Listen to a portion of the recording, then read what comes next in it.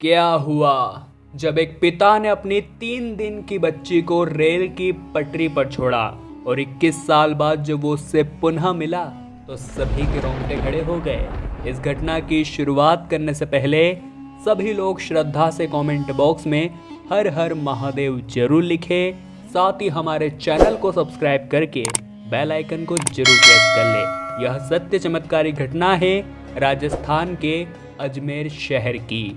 लीला और सुरेश नाम के दो पति पत्नी की पहले से ही 3 बेटियां थी और अब चौथा मेहमान उनके घर पर दस्तक देने वाला था। सुरेश के मन में यही डर बना हुआ था कि अगर चौथी भी लड़की ही हो गई तो मैं 4 लड़कियों को कैसे संभालूंगा। अब देखते ही देखते 9 माह का समय बीत गया। सबको उम्मीद थी कि लड़का ही होगा, परंतु वही हुआ जिसका सभी को डर था। लीला ने पुनः एक लड़की को जन्म दिया और चौथे लड़की की खबर सुनकर सुरेश का माथा पूरी तरह से चकरा गया और उस लड़की को रास्ते से हटाने के लिए उसने एक बहुत ही घिनौनी चाल चली। जब रात्रि के समय लीला ने उस 3 दिन की बच्ची को अपने पास पालने में सुला रखा था, तभी वहां सुरेश आया और उस बच्ची को ले जाकर उसने पास स्थित रेलवे की पटरी पर छोड़ दिया और अगले दिन उसने यह अफवाह फैला दी कि हमारी बच्ची इस हॉस्पिटल में से चोरी हो गई है। और लीला भी इसी बात को सच समझ रही थी। किसी को भी अंदाजा नहीं था कि ये सब सुरेश का किया धरा है। अब सुरेश का रास्ता तो साफ हो गया था, परंतु लीला रोज अपनी बच्ची की याद में खोई रहती थी। जैसे जैसे समय बीत रहा था वैसे वैसे उसकी स्थिति भी सुधरती जा रही थी और वो अपनी पुरानी यादों को भूलती जा रही थी। इस घटना के 3 साल बाद लीला ने एक पुत्र को जन्म दिया, जिसे पाकर सुरेश बहुत खुश था। अब समय निरंतर निकलता जा रहा था। वो अपनी तीनों बेटियों को बोझ समझता था, परंतु अपने बेटे को राजकुमार बनाकर रखता था। परंतु पाप का घड़ा एक न एक दिन फूटता जरूर है।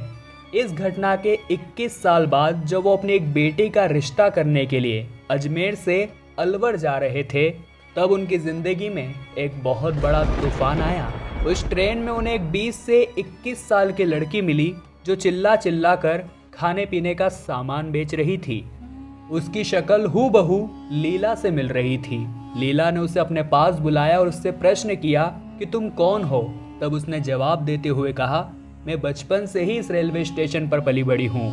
लोग कहते हैं मेरे माता पिता मुझे रेल की पटरी पर छोड़कर चले गए थे। यहाँ के स्टेशन मास्टर ने ही मेरी जान बचाई है, जिसके बाद मैं उन्हीं के साथ रहती हूँ। उस लड़की के मुंह से ये सब बातें सुनकर सुरेश समझ गया था कि ये वही बच्ची है जिसे मैंने 3 दिन की अवस्था में रेल की पटरी पर छोड़ा था।